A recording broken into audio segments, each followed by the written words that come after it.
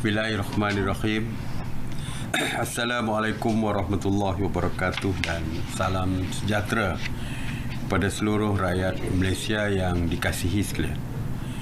Hari ini adalah hari ke-280 PKP dan hari ke-196 PKPP.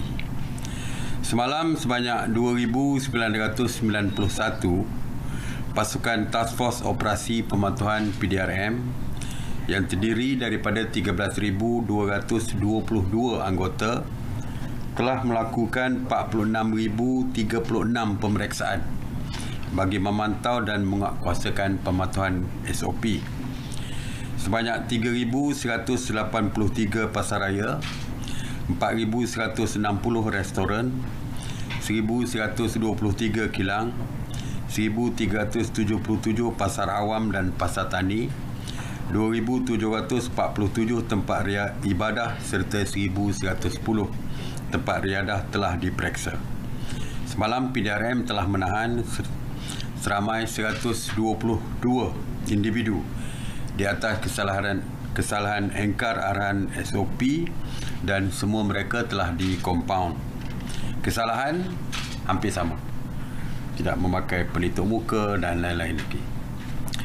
Mengenai kawalan sempadan negara yang terus dikawal ketat oleh agensi-agensi penguatkuasa yang dilakukan secara bersepadu, semalam hasilnya adalah semalam mereka telah berjaya menahan 63 parti serta merampas 4 kenderaan darat dalam operasi yang diadakan di seluruh negara, dan semalam sebanyak 112 SJR Sekatan Jalan Raya Ops Benteng dilaksanakan di seluruh negara. Mengenai Ops Sanitasi Awam, semalam sebanyak 299 Ops Sanitasi dilaksanakan di 8 buah negeri dan 3 di wilayah persekutuan, menjadikan sehingga 30 Mac 2020 sebanyak 12,940 Ops sanitasi telah pun dilaksanakan merangkumi 137 zon. Semalam 501 anggota bomba dan penyelamat serta 214 anggota pihak berkuasa tempatan terlibat di dalam Ops sanitasi. Mengenai kuarantin wajib, sejak 24 Julai 2020 sehingga 21 Disember, seramai 89,984 individu telah pulang ke tanah air dan melalui pintu masuk antarabangsa. Daripada jumlah itu, 7,537 individu masih menjalani kuarantin wajib di hotel dan di premis-premis lain. 535 individu telah dibawa ke hospital untuk rawatan, manakala 81,912 individu dibenarkan pulang. Dan semalam seramai 493 individu tiba di pintu masuk antarabangsa dan di kuarantin. Mengenai berita palsu, sehingga 9 November 2020, sebanyak 274 kertas siasatan telah dibuka oleh PDRM dan SKMM berhubung dengan berita palsu berkaitan COVID-19. Saya perlu jelaskan, kertas siasatan yang dibuka ini adalah untuk kes yang berkaitan dengan COVID-19 saja. Berita palsu yang berkaitan dengan COVID-19. Perkara lain yang melibatkan hal-hal lain tidak termasuk dalam 290. Mungkin lebih banyak daripada ini, fitnah dan sebagainya banyak, tapi ini hanya semata-mata yang berkaitan dengan COVID-19. Daripada jumlah itu, sebanyak 137 kes masih dalam siasatan, 35 kes telah didakwa di mahkamah, 12 kes diberikan notis amaran, manakala 90 kes lagi diklasifikasikan sebagai tiada tindakan lanjut. Jadi kes-kes yang saya sebutkan tadi inilah yang menunjukkan konon-kononnya berlaku orang ramai yang berhimpit. Sedangkan perkara itu berlaku sebelum PKP lagi. Cerita-cerita lama yang diulang tayang, konon-kononnya berlaku semalam, tapi perkaranya dah lama berlaku. Yang menceritakan perkara yang dilakukan oleh pihak PDRM misalnya, yang tidak pun berlaku dan melibatkan kesalahan bukan COVID-19, tetapi ditunjukkan berlaku kesalahan kerana COVID-19. Sebagai contoh dulu, kena saman konon-kononnya isteri berada di sebelah, padahalnya dia menggunakan telefon bimbit waktu memandu. Jadi ini merupakan perkara yang dikaitkan dengan COVID-19. Bagi kes yang dibawa ke mahkamah, sehingga kini seramai 21 individu telah didapati bersalah, manakala 13 lagi masih dalam proses perbicaraan. PRP ataupun Pasukan Respon Pantas di bawah KKMM juga telah mengeluarkan sebanyak 415 penafian dan penjelasan mengenai berita palsu yang berkaitan dengan COVID-19 ini. Jadi saya meminta kepada orang ramai supaya berhati-hati apabila mendapat berita yang belum tentu sah, yang belum tentu lagi dari segi kesahihannya sebelum menyebarkan.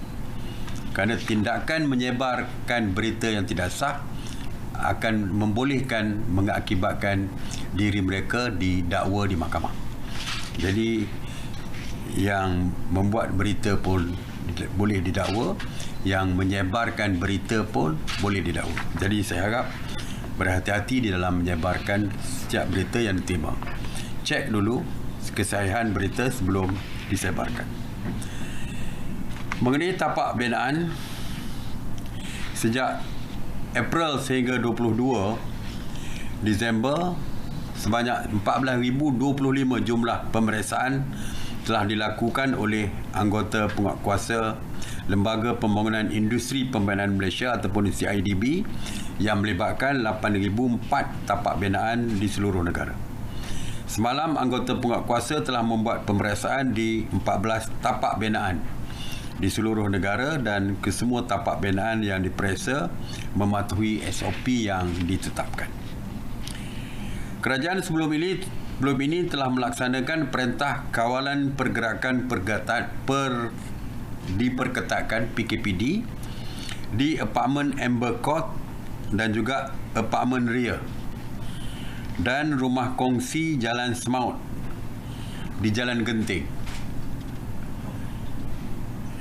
Di Jalan Genting, Bentong, bermula 10 hingga 23 Disember. Bagi apartmen Amber Court, KKM telah melaksanakan 1,183 ujian saringan,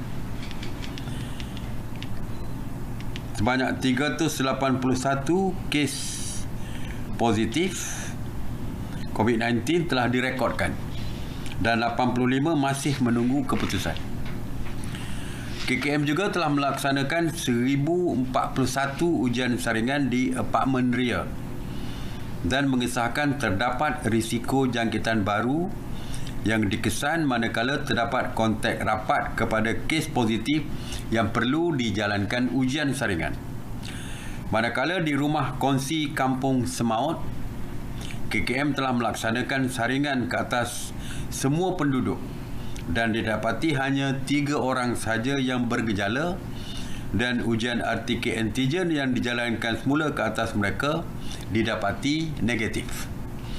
Oleh itu, atas nasihat daripada Kementerian Kesihatan, sidang khas malam bersetuju untuk melanjutkan lagi PKP diperketatkan di apartmen Amber Court dan juga apartmen Ria di Jalan Genting ini bermula 24 Disember 2020 sehingga 6 Januari 2021 dan dalam masa yang sama menamatkan PKP diperketatkan di rumah kongsi Kampung Semaut pada 23 Disember iaitu esok seperti yang dijadualkan.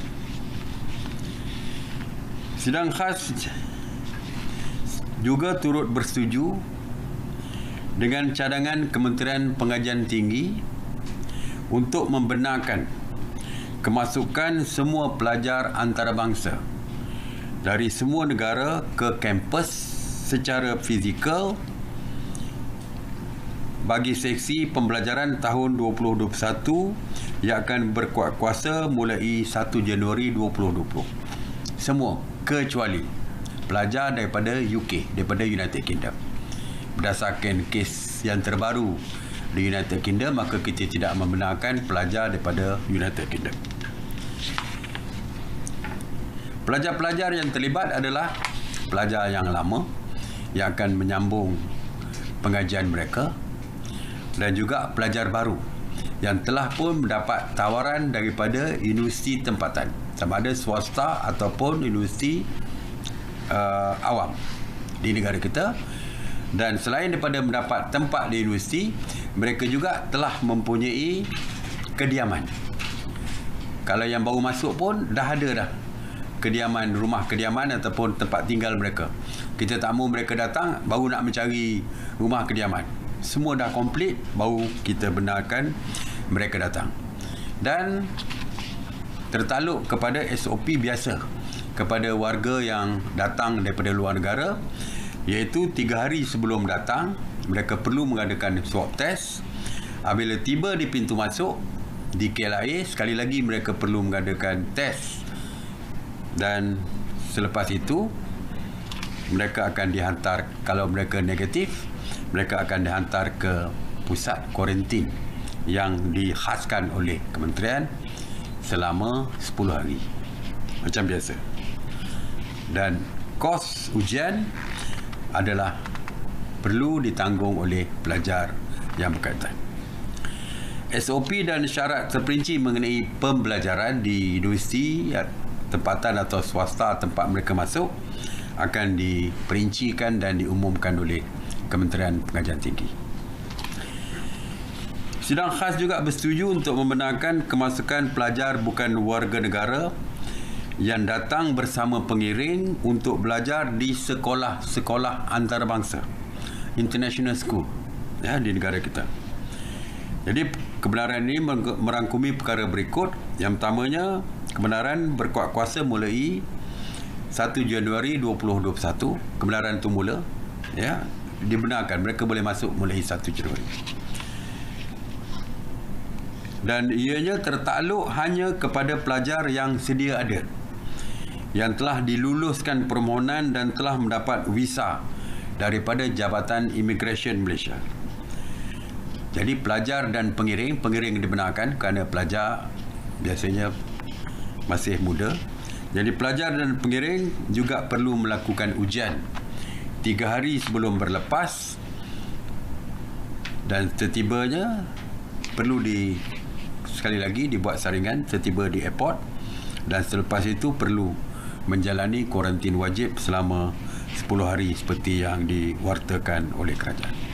Dan kos untuk ujian saringan perlu ditanggung oleh pelajar berkenaan dan juga pengiring mereka.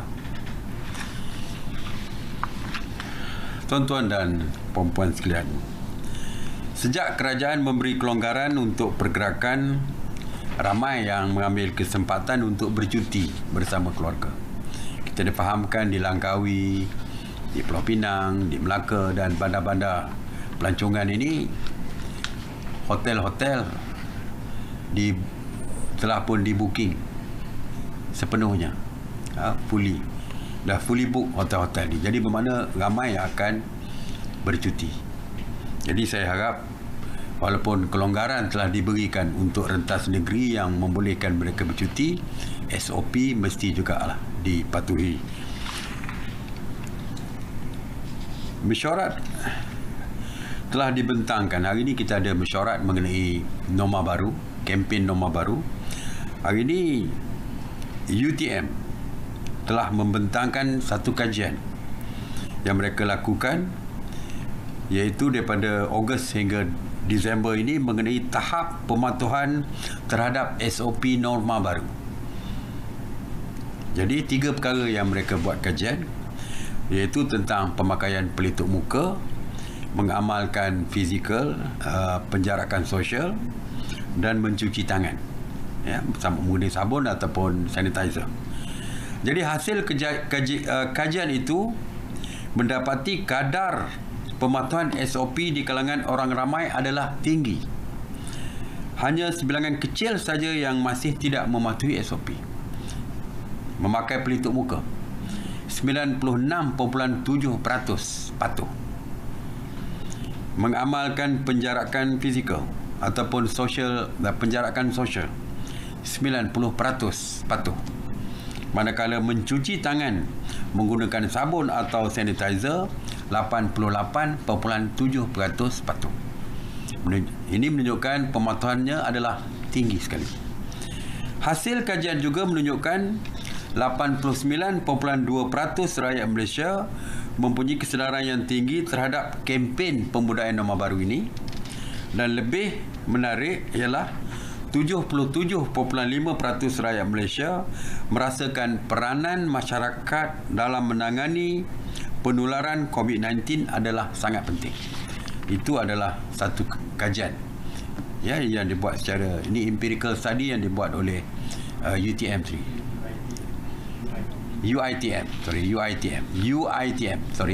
berbeza ni. UiTM, saya ulangi, UiTM. Ini merupakan satu petanda baik, yang saya kira merupakan satu petanda baik, menunjukkan bahawa orang ramai sedar akan kepentingan mematuhi SOP dalam menjaga keselamatan diri dan keluarga. Oleh itu saya nak mengucapkan tahniah kepada seluruh rakyat Malaysia di atas kepatuhan yang begini tinggi, peratusan kepatuhan yang begini tinggi, dan saya ucapkan juga terima kasih bagi pihak kerajaan, mengucapkan tinggi-tinggi terima kasih di atas kepatuhan rakyat terhadap semua SOP yang telah pun dikeluarkan oleh kerajaan, iaitu basic SOP, 3 basic asas SOP: pemakaian pelitup muka, penjarakan sosial dan juga mencuci tangan. Jadi tiga-tiga ni nampak gayanya begitu tinggi sekali. Jadi tahniah. Dan sebab itulah saya katakan bahawa kita mesti meneruskan budaya baru yang ada di kalangan kita ini. Sebab vaksin terbaik adalah apabila kita sendiri mampu menjaga diri kita dengan mematuhi setiap SOP. Mematuhi setiap SOP itulah vaksin yang terbaik untuk seluruh rakyat Malaysia. InsyaAllah, kalau kita patuh pada SOP, InsyaAllah bukan saja kita, keluarga kita, tapi seluruh masyarakat di sekeliling kita juga akan terus kekal selamat. Terima kasih. Saya buka kepada soalan. Soalan saya, beberapa negara seperti Eropah telah pun mengikat penerbangan dari Britain susulan terdapat strain baharu COVID-19 di London yang dipercayai merebak di luar kawalan ataupun out of control. Dan semalam juga semasa sidang media Tan Sri Dr. Nisham, beliau ada menyebut pihaknya sedang memantau secara dekat mengenai perkara ini. Jadi adakah Malaysia merancang untuk membuat perkara yang sama, menyekat penerbangan dari Britain ini, dan ada perbincangan tak dilakukan bersama MOT atau syarikat penerbangan? Okey, seperti yang kita tahu, bukan saja Britain, tetapi kita masih lagi menutup pintu sempadan ataupun masih lagi menutup sempadan kita kepada seluruh negara di dalam dunia ini, kecuali dalam keadaan-keadaan dan sebab-sebab tertentu saja mereka masuk. Maknanya secara keseluruhannya kita masih menutup negara kita. Dan mengenai Britain ini, seperti yang disebut oleh Ketua Pengarah Kesihatan, mereka sedang memantau, dan insya-Allah ya, kita akan dapatkan laporan daripada Kementerian Kesihatan di dalam mesyuarat khas MKN, dan jika perlu tindakan yang lebih lagi, kita akan umumkan lagi lah, sama ada saya umumkan ataupun DG Kesihatan akan umumkan setelah pemantauan dibuat terhadap kes virus yang sekarang ni yang begitu cepat dari segi merebaknya ya, dan dari segi kes kematian pun saya dipahamkan agak tinggi juga di Britain ya.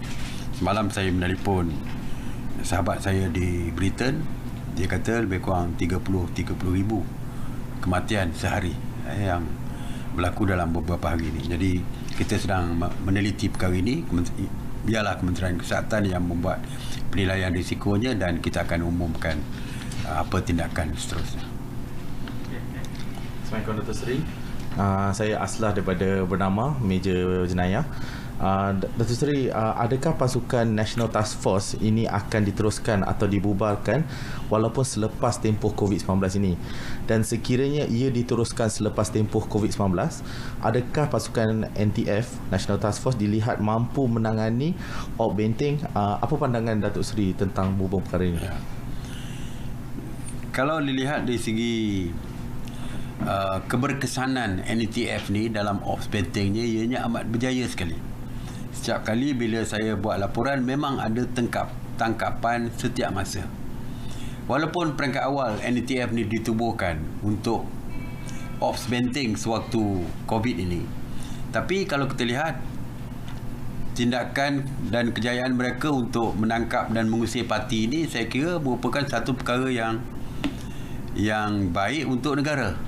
Ya, sebab parti ini bukan hanya berbahaya kepada negara sewaktu COVID-19 saja. Bukan saja kita nak sekat mereka masuk kerana mereka ada kemungkinan untuk membawa virus COVID-19 bersama mereka, tetapi juga mereka melakukan jenayah rentas sempadan. Dan jenayah rentas sempadan ini ianya tak kira waktu COVID-19 ataupun tidak, ianya tetap merupakan jenayah. Dan kes kemasukan parti yang menyusahkan kita selama ini sepatutnya disekat sepanjang masa. Bukan saja perlu sewaktu dibuat secara agresif sewaktu COVID, tetapi sepanjang masa. Dan kita tidak membenarkan negara kita dibolosi oleh sesiapa saja. Bukan saja waktu COVID ataupun dan waktu-waktu lain selepas COVID pun sepatutnya tindakan yang sama perlu dilakukan untuk menyekat kemasukan parti ini. Jadi bagi saya, insya-Allah selepas jika kes-kes COVID telah menurun, kita akan mengadakan perbincangan seterusnya. Dan kalau ditanya pandangan peribadi saya, bukan pandangan sebelum perbincangan dilakukan, saya berpandangan atas kejayaan Ops Benteng ini, Ops Benteng perlu diteruskan. Ya, tapi InsyaAllah kita akan bincang lagi lah perkara ini bila tiba masanya lah. Okey. Assalamualaikum Datuk Seri, saya Faris dari RTM. Saya tanya, semalam Menteri di Jabatan Perdana Menteri Bahagian Ekonomi Datuk Seri Mustafa Muhammad ada menyatakan kerajaan ketika ini sedang berbincang dengan beberapa negara bagi pembukaan semula sempadan antarabangsa yang ditutup disebabkan pandemik COVID-19 untuk memulihkan semula ekonomi.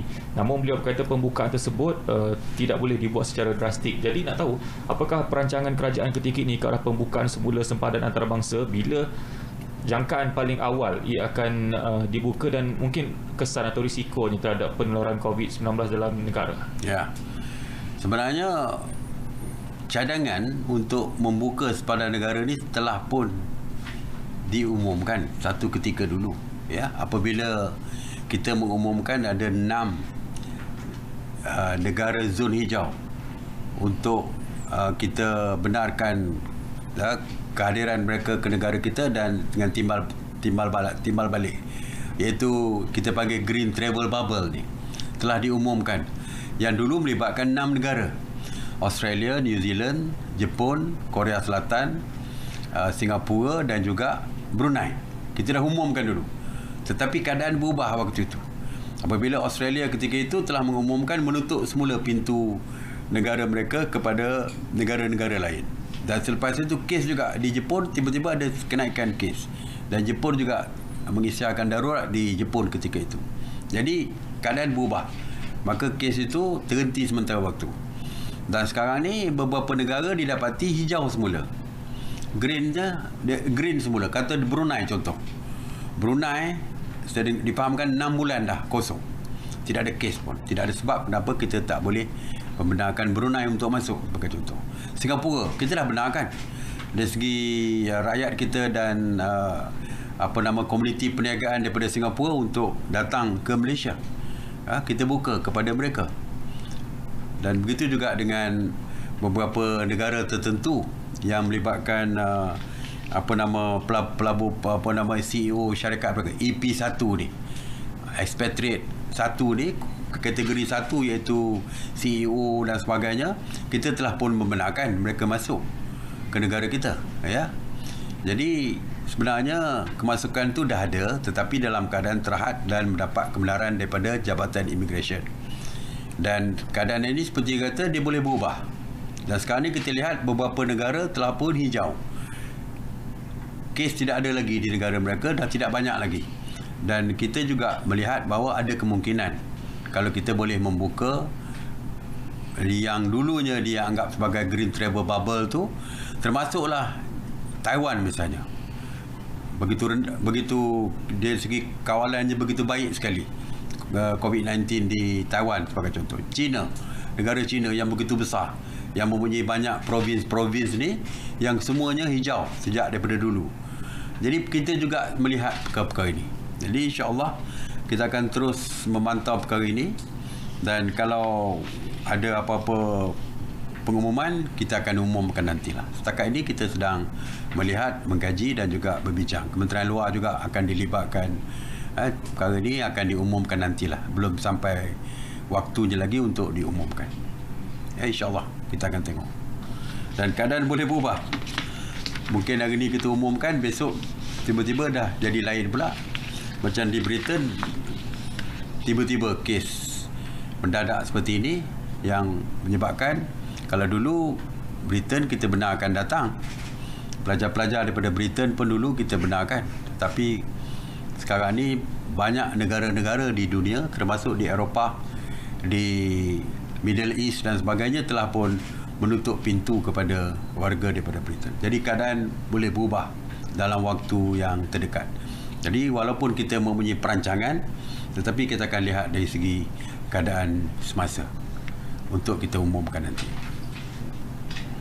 Datuk Seri, tadi sebentar Datuk Seri sebut pelajar antarabangsa. Bagaimana pula dengan pelajar tempatan universiti? Adakah mereka boleh kembali ke kampus dan mungkin KPT akan umumkan ke macam mana? Kita tunggu KPT lah.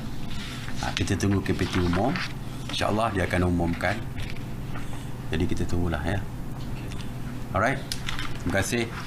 Assalamualaikum warahmatullahi wabarakatuh.